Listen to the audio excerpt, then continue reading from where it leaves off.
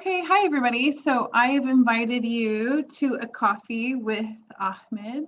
And even though we're not giving you any coffee or drinking any coffee, just pretend.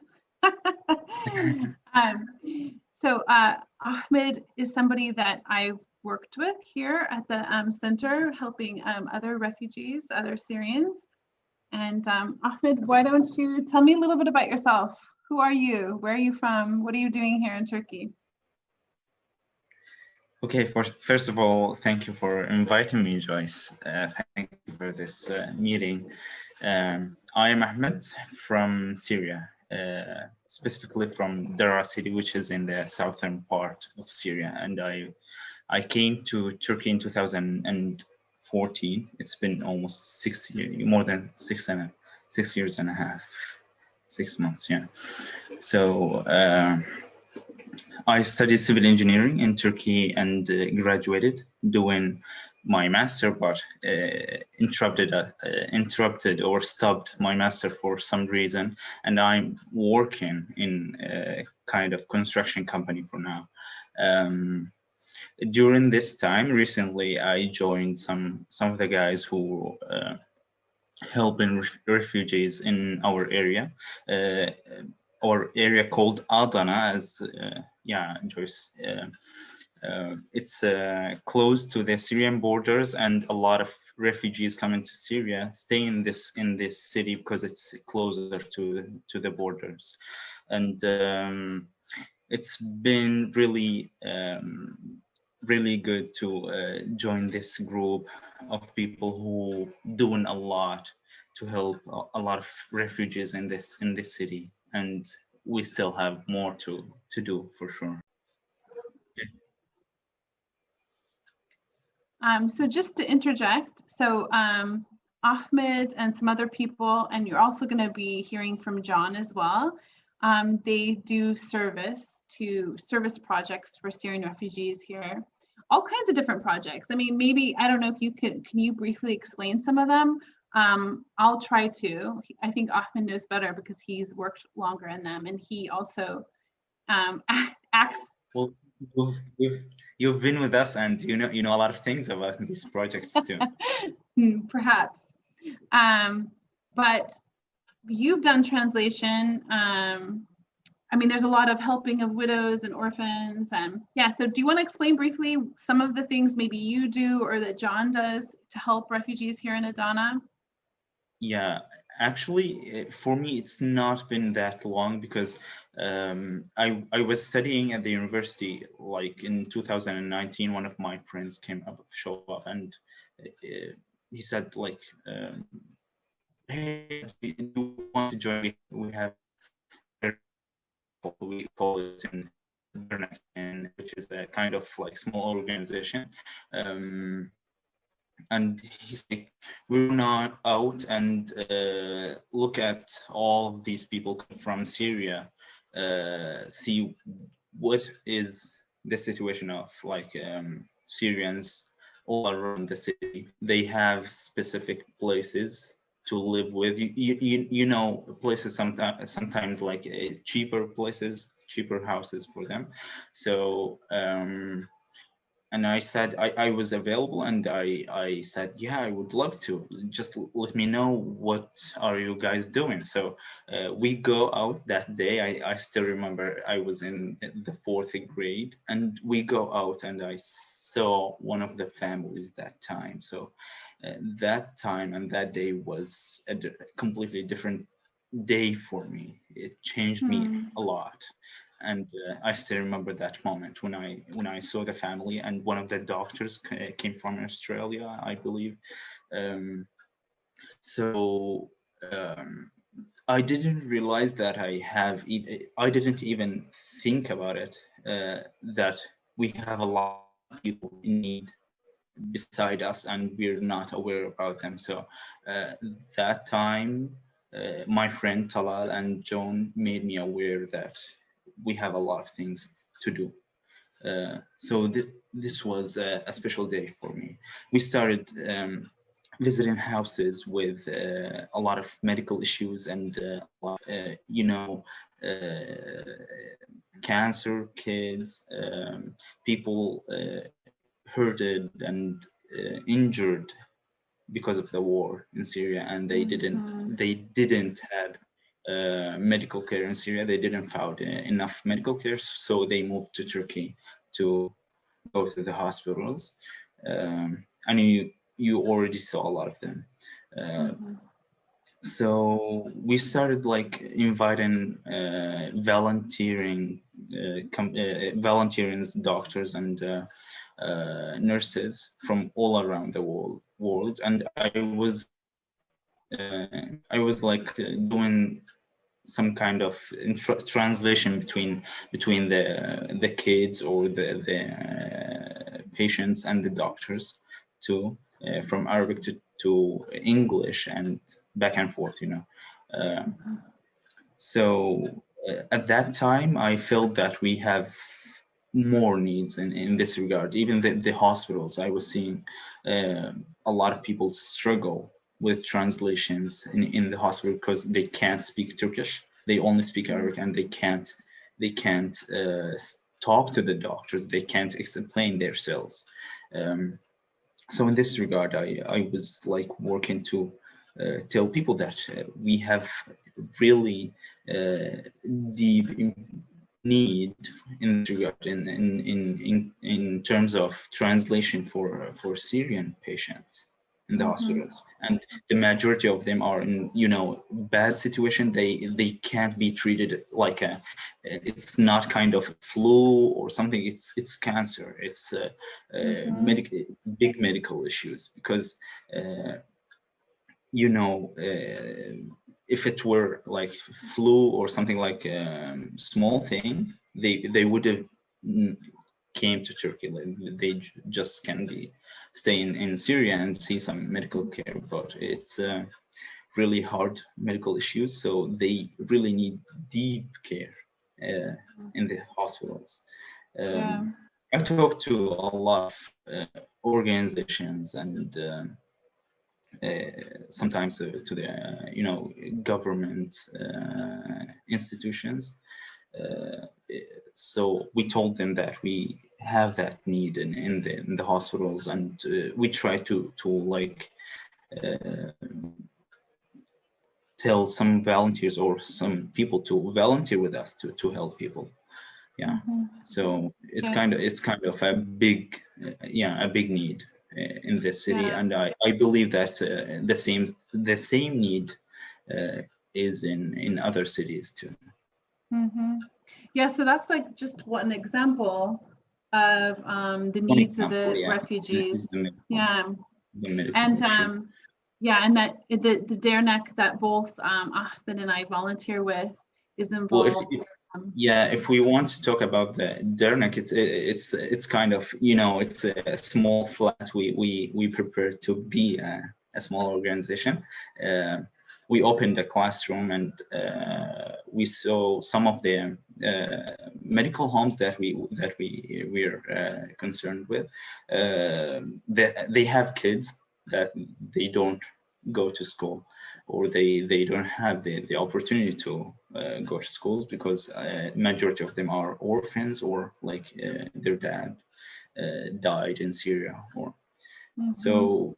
Yeah, we started that in summer, I believe. It's been only 3 months, and luckily only in 3 months we could have teach them how to, like, at least we could have teach them words. We can teach them letters, even English. They started speaking some English phrases, you know.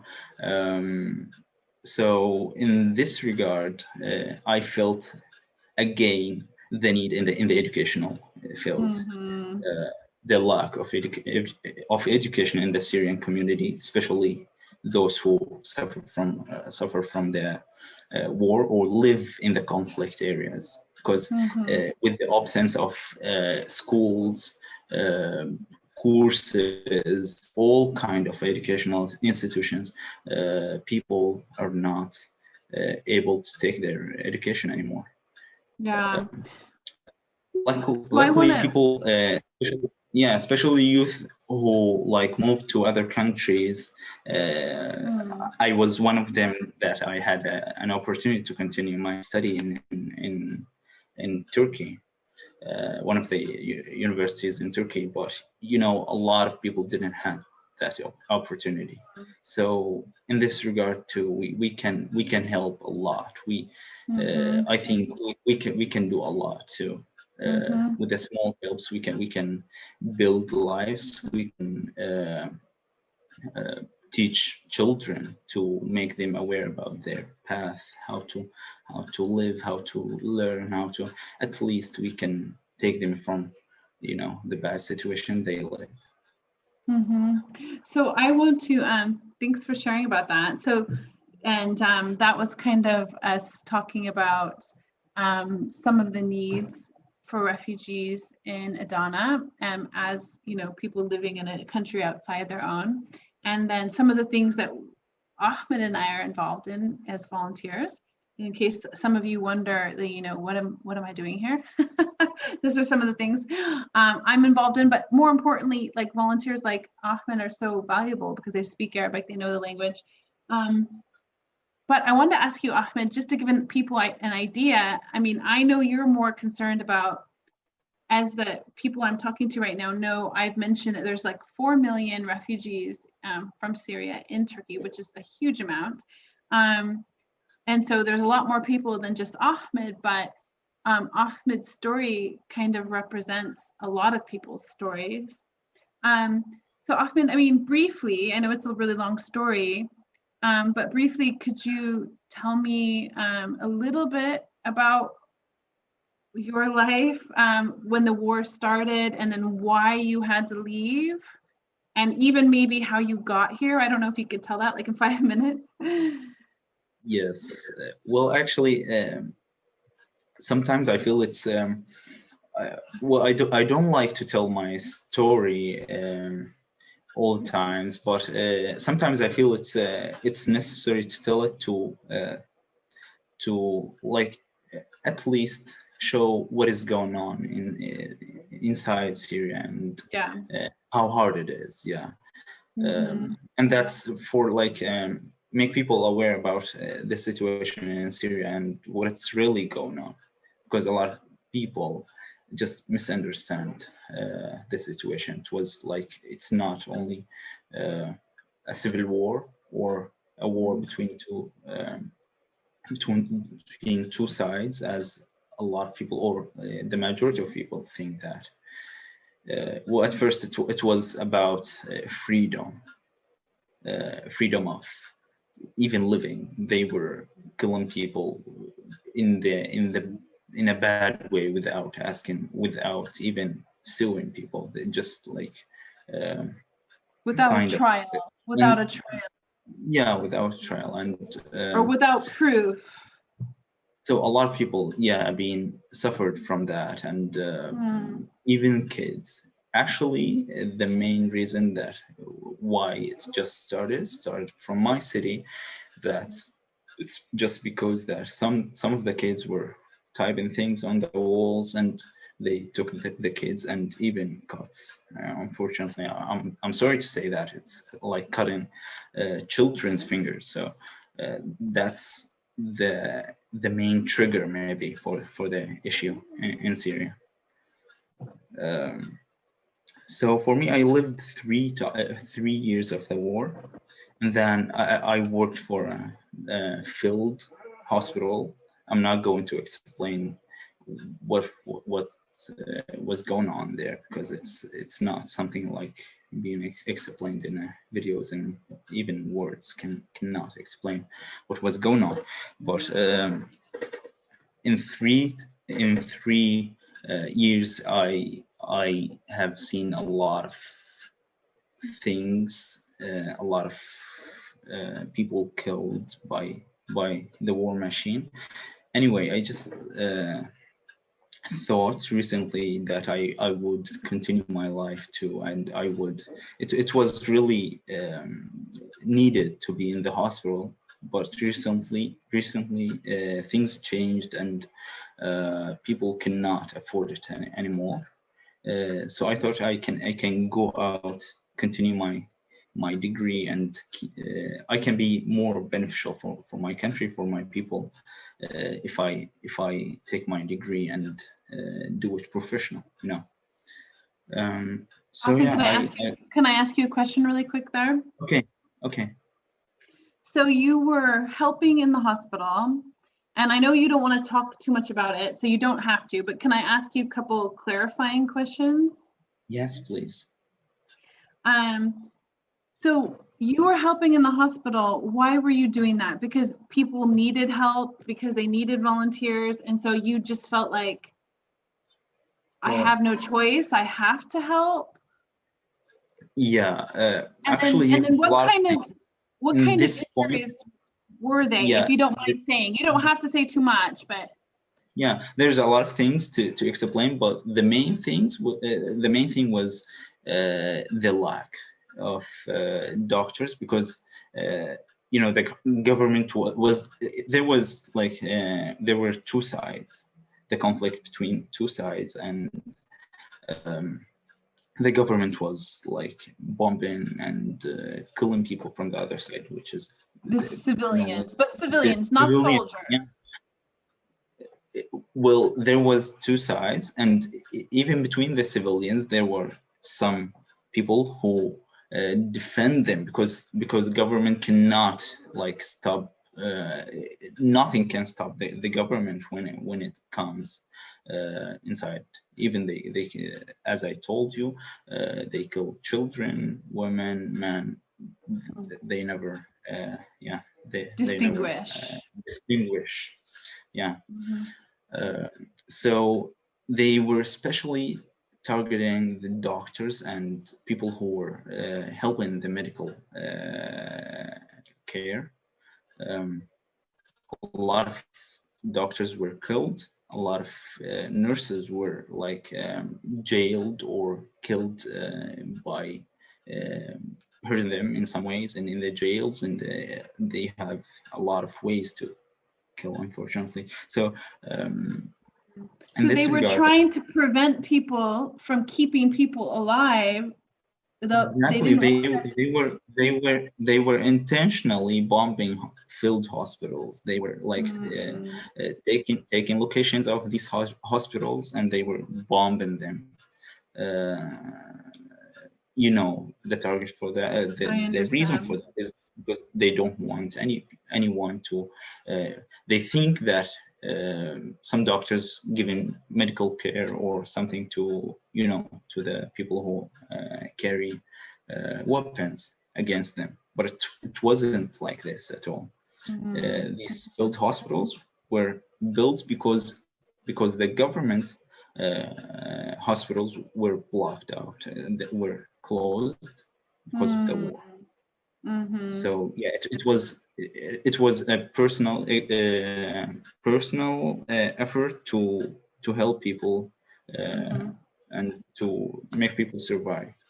A community effort to help Yeah, the civilian. it's totally a community of effort. Let me say that it was a lot of doctors from the government hospitals, which are civilians, they were like leaving the government hospitals and going to the field hospitals to help people, because the majority of public hospitals were turned to kind of you know, army, what do you say, it's like bases, kind of army base, army places, yeah, army base. army bases, yeah. Really? Okay, so you worked in that field hospital because they didn't have enough doctors, and then yes, I worked there for 2 years. I had to, because we were like, it's hard to explain, but we were like doing some surgeries, some operations, even in the whole, because we couldn't find enough rooms for operation for operations, yeah. So we had to to do a lot of things that we shouldn't do in that way, just because to save as much as lives that we can. So it's only about making people survive, because like only to help people from the suffer.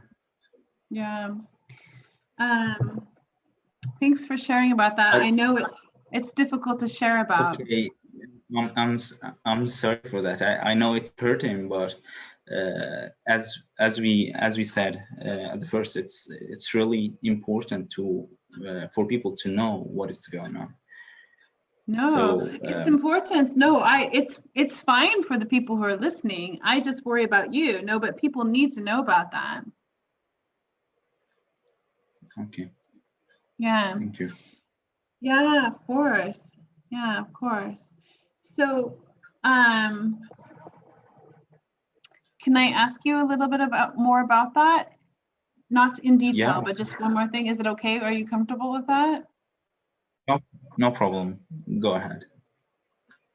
So what was it like for you working there? Because then you really saw kind of the effects of the war, like more face to face. Well, as I saw the situation was going worse day by day, I said I had to go there. So nobody pushed me to work there. I just chose that. At first, I was like only seeing what people doing or what doctors working there doing, and then they started like giving me some instructions to do the first aid and so on. But it went way more than that afterward. Like after 1 year and 6 months, I started like joining doctors even in the operations. Even though you had no training, right? You had no training except for what you learned in the field hospital. Only the field hospital training, the training that I saw from doctors there. But I didn't join just because like for like to learn something or for for educational purposes, but I had to, because one time when they bomb, when they kill people, they don't kill like one or two. So suddenly you just have to deal with 10 injuries or 10 people who injured really badly because of the bombs. So you need that kind of big team of doctors at a time, like one time to deal with. Sometimes we had to, some of the doctors were doing 2 operations in the same time, like doing a little bit here and then like changing and then doing a little bit there, because of the lack of the and we were if you want to talk about it, like there's a lot of things to there are a lot of things to explain, like even the medical materials and tools we were like doing taking it secretly from the public hospitals because we didn't have a chance to prepare these hospitals. We were secretly and like putting some doctors' life in risk to go inside the public hospitals, which is the army base, and doing things secretly, taking things secretly from the public hospital and take it to the field hospital to help people. So that's the way that we were doing it. And so they knew the location of that hospital, and they were intentionally bombing it or like doing some what is it, rockets or whatever. They were trying to destroy your field hospital. We were in the basement, and there were like 3 stores above us, and all stories, so all of them went knocked down. They've been knocked down because of the bombs. But because you of the guys survived in the basement because you were so far down. yes, yeah. Then did you move the field hospitals somewhere else? Well, for now, it stopped because there were kind of, let's see, let's say a deal between, you know, because Russia just like just interact and wanted people to stop things. So they just had kind of deal to stop fire for a while. So basically it's stopped. It's not existing even. The field hospital stopped. Field hospital, yeah, because the government took everything from there. I see. So it started in 2011, maybe it's been December or so, and yeah, continued until 2017. And how Late. old were you when you were volunteering in the field hospital? It was like from 18 to 20. Yeah. And so you volunteered in the field hospital, and then you just said a little bit earlier that you felt like, well, I can help my country better if I go and get my degree and things like that. So, but you also once told me that because, and tell me if I'm right, because you volunteered in the field hospital, your name was going to be now on a list of, how would we say that in English? A list of people that basically would be arrested because they would be considered like against the government. Is that correct? Did I remember that correctly? Yeah, even I'm blocked. Even any people who like any people who were like engaged or joined the conflicts in any way, even in protest or whatever, they are like really what is it? So what was it? Like considered they are, enemies of the state. they can be considered, yeah, to be against them. They can be arrested. They can be killed, and a lot of people were killed with no reason. Even they weren't like even engaged in any way, just by they say it's a mistake or something. Yeah, you told me that, being at the wrong place or the wrong time. Yeah. So in this case, what I was surprised by when you told me that was, I could understand, I mean, I don't think it's right, but I could understand somebody maybe being arrested if they had been part of a protest. But in your case, you were just in a field hospital helping civilians, but it didn't matter in your case. So people who did things like you, that could even be considered neutral because they're just helping civilians with their health. Once you did that, your name's on a list of people who can be arrested, who are considered against the government, correct? Yeah, that's correct. I think to add, actually, in this regard, when they arrest people or they try to arrest people, they don't look or engaged or not. Look like how many people they want to arrest, and they go to sometimes they go to the university, arrest from the university, even from the dorms, or they don't look whether you have something to do with them or not. So it's really random. Yeah. That's super sad. So you decided to leave the country. I think I've told you about my friend's story. He was studying medicine in the first class medicine in Damascus, and they just arrested him when he were in his way back to his city, and they just arrested him and they killed him in the jail with no reason. No reason. There was no didn't reason. engage. Yeah. I'm sorry. Well, thank you for thinking about the situation, and believe me, that's like help a lot when even if we can make a few people can understand what we are talking about, it can be make a real big difference. Mhm. Yeah. Right. So you decided to leave the country, and can you just tell me, like, briefly, if you don't mind, what was that like trying to leave? You know, you told me a little bit about it. I can Yeah. remind you. I can remind you what I was surprised about.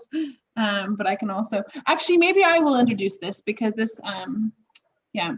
Anyway, it's been I mean, it's a privilege to hear stories like Ahmed's, and many of you know that my students have told me a lot of stories, and they're always really, they're challenging, but you're also inspired because you see how, I don't know, humans, the good side of humans also, and how they can grow and how they can they're resilient.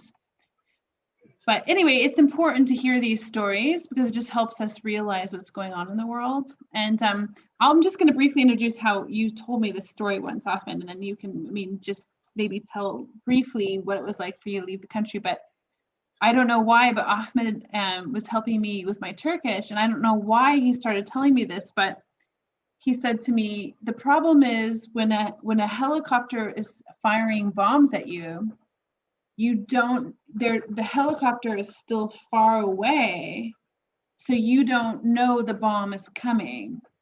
And Well, it wasn't a helicopter. It was a war. What is it? F-16 or something like this. It was oh, it was. Okay. yes, yeah. So the bomb is fast enough to like being like bombed before you hear the voice of Yeah. the flight. So Yeah. that's And I why remember you you, can't. go It ahead, sorry. Yeah, it's okay. Well, Go I ahead. just remember you were saying this to me. You said for some reason you didn't really paint the context. You just said, and I apologize to everybody, we're kind of laughing, but it's not, of course, it's beyond comprehensively horrible. Anyway, but I think it's more the situation because he hadn't painted a context. He just said the problem with bombs is they come before you can hear the airplane or whatever he said. And I was like, why would you know that? And he just said casually, well, they shot a bomb at us, but they didn't, they missed. And I was just like, what? And that's what began him telling me how he left Syria and then I couldn't understand because I said to him, why are they going to throw a bomb at you guys where you're women and children? Because he had already told me that briefly, in this remote area. It's not like it's a city area. Because in my mind, this is before I Was knew. in the desert. Yeah, I Yeah. think. Yeah, it was in the desert. Right. The highway. Well, this is before I knew much about it. I mean, now I know so many stories like this that I understand it a little better. But at the time, I was like, why would they possibly want to bomb children and mothers and civilians who are no threat to them at all? That's just ridiculous. It's like a waste of ammunition from a military standpoint. But then that's when you, Ahmed, told me that's not what it's about. It's about anybody who's trying to leave, I guess, is our enemy. Or so anyway, you told me that. So I just am sharing that briefly. Did you want to share anything about it? Well, maybe the hardest thing is not bombing and being sometimes arrested or whatever. The hardest thing, because we got used to that. Like I lived there for three years, and it became like a habit for me. It's going out while the snipers and the bombs falling down, and the hardest thing is to leave the country and to leave all the things you have memories with, especially family. And you know, I was kind of person who was really related to the family and engaged, so it was really hard to leave them. And you're knowing that you're not going to see them again because you're going in a smuggling way, like walking for days and being in that risk to go out of Syria. And you need to pass from, you know, Ishit, which is the ISIS area, so you need to pass from that place. So there is no way to go back and see them again. That was maybe the hardest thing for me. I was thinking about that, the thing that I'm not going to see them again, or yeah. So this is the most hard thing in that story. Yeah. But we used to, yeah, for now we used to that, and we need to live with it anyway. Yeah. We're looking for a better future. Maybe we can see them again, hopefully.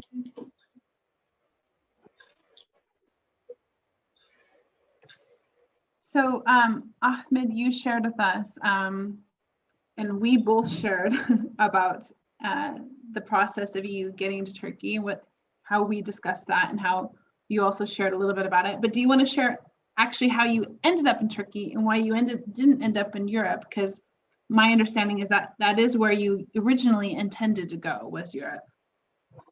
Yeah, actually, my original route was to go into Europe, like you mentioned, and the main purpose was for education, like we mentioned before. I left Syria for that purpose too. So my route was like to go in through Turkey, because we couldn't leave Syria from another country. We could have only come to Turkey and go wherever. So my actual route was to go from Turkey to Algeria. Then you need to smuggle the borders between Algeria and Libya. The same story in Syria. Like, you need to deal with smugglers, you need to deal with you know, a lot of mafias and whatever. So thankfully I didn't. And that's also what you have to deal with in Syria. To get out of Syria, you have to pay mafia and deal with like local. Exactly. In this way, you can't imagine whatever comes in your front. So you need to be prepared to face anything, to see anything in that world. Yeah. It must be really. I were in a group of. Yeah. It must have been really. No, sorry. It must have been really scary. I mean, was it? Or do you somehow become hardened to it? Like you become like so tough that you don't let yourself feel the fear? Or do you feel the fear? Or do you not feel it until after? Yes, I think it's kind of mix of both. Like we used to it. You know, you mentioned something important, like previously. I held that in mind, actually.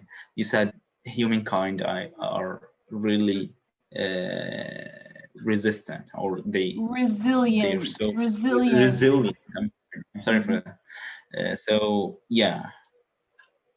So and that's correct, actually. We are resilient, and I think we learned how to deal with these things, even though it's sometimes it's not possible, but we learned how to survive, let's say. So when you so you guys have kind of built up a muscle of dealing with this kind of risk, this kind of fear, but you kind of learn. Pardon. Yeah, as you experience it, first you can't like handle the voice of the bomb. Maybe some people just passed away just because of the voices. But then sound, the sound of it. like you can hear it again and again, hundreds and maybe thousands of times as it become like normal. So this is the way that we like learn how to deal with them with time. Actually, when we came, we were, yeah, you asked me about the route to Europe. Actually, it was like to Algeria, then to Libya, from Libya to Italy by the boats, and with another smuggler. So, and from Italy, you need to like go whatever. When you come to that side, you can choose what country to to settle. My goal was to go to Germany, actually, because a lot of good universities and good education opportunities there. But at that time, there were a lot of boats were sinking in the Mediterranean Sea. So suddenly, just my family called me and told me to stay in Turkey and not to leave Turkey. And we were a group of 11 people with us, and all of them just left Turkey to Europe, and they thankfully they survived. They're all in Europe now. Just me who stood in Turkey. Yeah. Do you ever regret staying in Turkey and wish that you did take the risk? Because it is a risk to your life. I mean, anything can happen on that route because of smugglers, because of the boat. But do you ever wish you took the risk and that you were in Europe, or are you glad you're in Turkey? Well, if you think about it, like Europe really is better in terms of education and universities, but you need to analyze it from and see it from different perspectives, like from different angles, and to really think about it. And when I think about it, I see like Turkey was really a good choice for me. Maybe it was like a big burden to live in Europe, that kind of like barriers of languages and a lot of things to think about. But Turkey was really a close culture from my culture, so it was that was helpful actually. Yeah. So I think I never regret it. It was good for me, and I could have accomplished a lot of things that I couldn't imagine before. So no, I'm really grateful for that. Yeah, I'm thankful too for how well you've done here. But that is interesting. Yeah, it is interesting because even though it's a similar culture, Turkey and Syria, there's similar cultural ways of living. It's still, I think, a big adjustment. It's always a big adjustment to be in a country that's not your own, the language, the way the infrastructure is. So wow, just think about those people who are in Europe. They've already been through so much, and then they have to make so much more adjustment. Yeah, even the language becomes in the first place. Because exactly. You need to learn Turkish. Yeah. Exactly. Yeah. I mean, for those who are listening, and is when you intellectually you think, okay, I'm going to go to this country, and I am not even going to Turkey under the same circumstances as someone like Ahmed, where it's just they've been through so much, and there's a lot of stress because of that. But even me, like you go, okay, you think, intellectually, okay, I'm going to go and I'm going to go there and it's going to be fine. And then you land and suddenly you have a big problem. And you knew that there was a different language, but it doesn't seem real until you land. And then everyone's like, blah, blah, blah, blah, blah, and all the signs are blah, blah, blah, blah, blah, blah. And then you realize, wow, I have a problem. I can't do anything. And doesn't it, Ahmed, it really hits you Yeah, you know it here, but when you go that first time, it's really overwhelming. And then imagine you have everything you guys have going on. It's just even harder. exactly. When you live it, it's so much different than how you thought before. Mm-hmm. Yeah, exactly. Um, so, what is one thing that you would, looking at my questions here, what's one thing that you would like the world to know about the Syrian conflict? And also, if you could also add to that, what can people do to help? Well, yeah, that's actually a really good and needed question. First of all, this medium actually was one of the purposes for that, like how people can help. And I think by in the first place, by understanding what is really going on inside Syria and how it has started and how things just became to the situation that it is now. I think people in the first place can help with understanding and make others understand, like to tell stories about Syria, to watch stories about Syria. A lot of them in the YouTube, and you see a lot of them in the in the internet, and by asking. I think a lot of people who went to Europe or America, whatever, a lot of refugees have similar stories. So yeah, by asking them, it's really a good opportunity to like meet one of them and ask them about the situation in Syria. Can you stop the recording a while?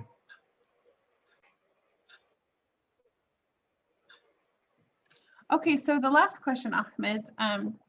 Thanks for sharing all of these things. It's been really thought-provoking. The last question is, what can people do to help? Because I'm sure that's what's going to be on people's minds, is how can they practically help? So do you have any suggestions about that? Yeah, actually, I've mentioned how I just engaged to the little organization of John and Talal who were helping people initially, and by that time I was only translate to like doing some translation between the patient and doctors coming from abroad. But then we thought that we can do more. We can do more than that. And at that time, we took the center.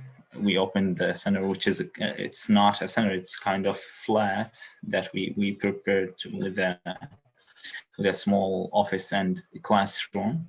So we started a small educational project there with the kids of the medical homes.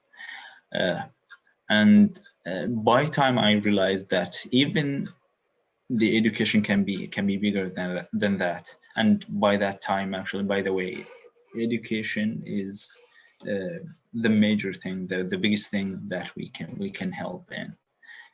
You may ask me how. There are a bunch of ways to contribute in education. Uh, Today, like the online sessions in online education is so popular. So a lot of organizations contribute in this way, like doing or opening new scholarships for some like Syrians, or doing some educational help. And there are a lot of organizations doing these projects who are like in need. They really need help to do small grassroots projects to help a lot of people. And in this community, especially like in Turkey, Jordan, Lebanon, and Iraq, countries which are like surrounding Syria, these projects are really popular for these days, and they're really there is a lack in this regard. Like people can help in this regard, help this organization to at least like with a small amount of help. Some organizations or some volunteers can really make a big help to a lot of people. Okay. Okay. Thank you. Okay, thanks to Ahmed for joining me for this coffee. We'll drink our fake coffee. Our, our coffee Thank chat. you very much for thank you very much for inviting, and we really appreciate your concern about the Syrian situation. It's really a big thing to think about others, and I really know that you want to help in the best way you can, and that's really appreciated. And all of the efforts you exerted, you and the friends and people who are going to watch us. Yes. Thank you. Thank you. Alrighty, I'm gonna stop it here. So thank you for inviting me again.